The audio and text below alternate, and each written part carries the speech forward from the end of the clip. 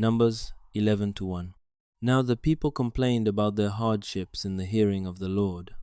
And then immediately, verse 1 continues, And when he heard them, his anger was aroused.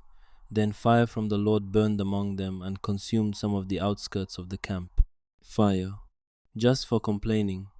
Now, I know how that sounds. It sounds harsh. It sounds like an overreaction. And if I'm honest, it's the kind of verse that makes people uncomfortable, so they skip past it.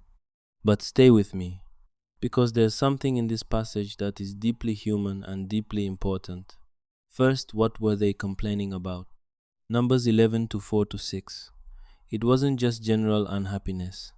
The rabble, a mixed group who had come out of Egypt with Israel, began craving other food, and the Israelites joined in.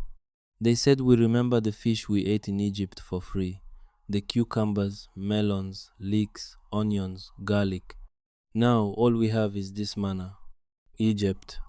They were complaining about the wilderness by romanticizing slavery. They were nostalgic for a place that had made their lives miserable, a place where they had cried out to God for rescue. And now, in the freedom God gave them, they were remembering the food from captivity.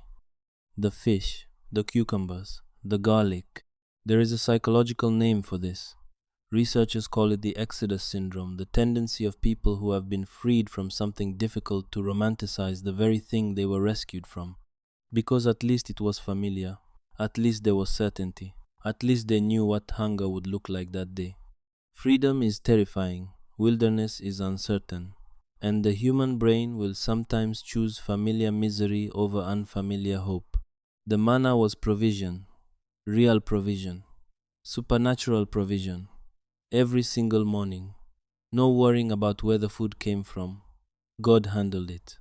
And they called it Numbers 11:6, this miserable food. This miserable food. They call the miracle miserable. And here's where it gets more complicated. Numbers 11:10. Moses heard the people weeping, not just complaining, weeping, family after family, each at the entrance to their tent. And Moses goes to God, not to defend them, but to argue with God himself. Numbers 11:1-5. Moses said, Why have you brought this trouble on me? Did I conceive all these people? Did I give them birth? You tell me to carry them in my arms as a nurse carries an infant? I cannot carry all these people alone. The burden is too heavy for me.